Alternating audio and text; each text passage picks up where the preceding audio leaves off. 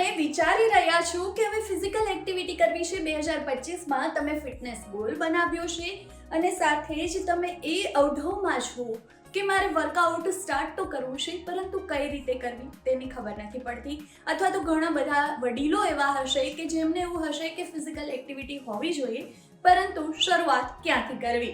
તો આજનો મારો વિડીયો આપ તમામ માટે જ છે, કારણ કે આજના મારા આ વિડીયોમાં હું આપને એ બતાવવાની છું કે જ્યારે તમે કોઈ વર્કઆઉટ નથી કર્યું, કોઈ એક્સરસાઇઝ નથી કરતા, ત્યારે તમે શરૂઆત કઈ રીતે કરી શકો છો. ને હું તમને વોર્મઅપ આખું બતાવવાની છું કે તમે જ્યારે પણ વર્કઆઉટ શરૂ કરો ત્યાર પહેલાં તમારે વોર્મઅપ કરવું જોઈએ, એટલે કે આખા શરીરને તમારે વોર્મ કરવું જોઈએ, એટલે કે જે બ્લડ સર્ક્યુલેશન છે એ વધારવાનું છે અને એના માટે આપણે દરેક બોડી પાર્ટને એક્ટિવ કરવાનો છે. અને જે લોકોએ વર્કઆઉટ અત્યાર સુધી કર્યું જ નથી તો સીધું વર્કઆઉટ કરો, એનાથી બેટર છે કે પહેલાં તમે 2-4 દિવસ વોર્મઅપ કરવાનું રાખો. મારા હવે પછીના વિડીયોમાં હું તમને જે લોકો બિગનર્સ છે તે ઘરે બેસીને કઈ રીતે વર્કઆઉટ કરી શકે તે બતાવીશ. આજે હું તમને એ બતાવવા જઈ રહી છું કે તમે વોર્મઅપ એટલે કે તમારા શરીરને હીટ કેવી રીતે આપશો, જેથી કરીને ત્યાર પછી તમે જે વર્કઆઉટ કરો તો એ તમે સારું પરફોર્મ કરી શકો અને ઇન્જરી ના થાય.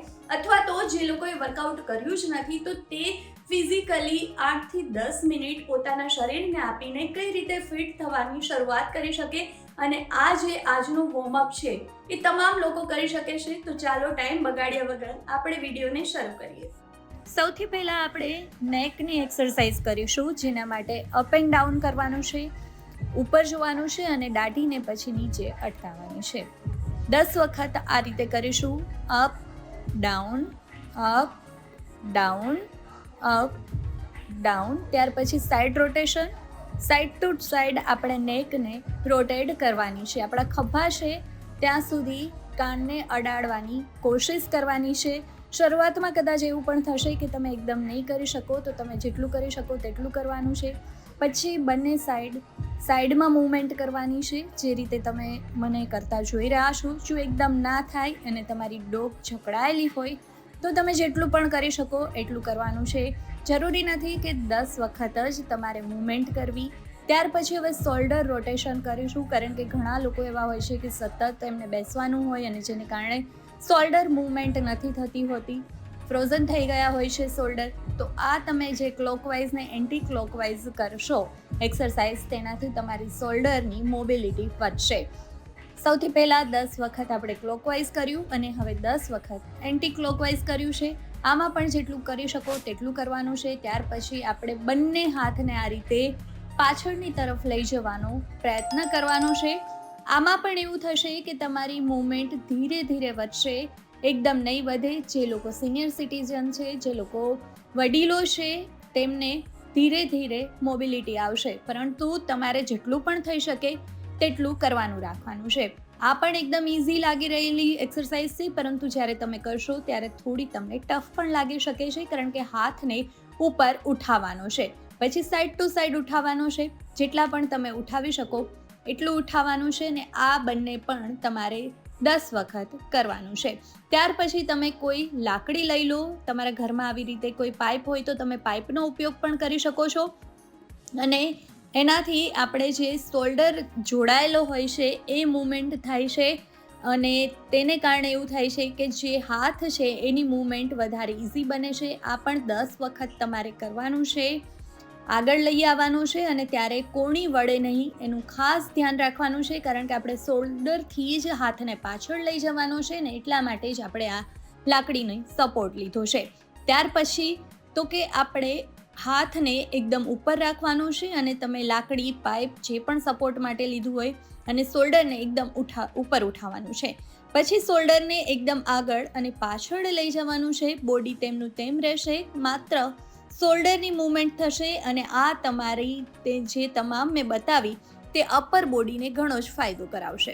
અને હવે લોઅર બોડી વોર્મઅપ. એના માટે સૌથી પહેલાં આપણે જેમને બેલી ફેટ હોય છે, ખાસ કરીને જે સાઈડમાં ટાયર બનેલા હોય છે, તેના માટે આ એક્સરસાઇઝ બેસ્ટ છે.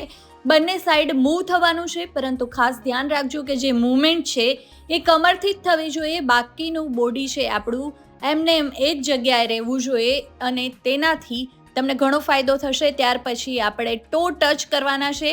જે રીતે તમે સ્ક્રીન પર જોઈ શકો છો એ જ રીતે 1 બાય 1 સાઈડ ટુ સાઈડ ટો એટલે કે આપણે પગના અંગૂઠાને અડવાની ટ્રાય કરવાની છે.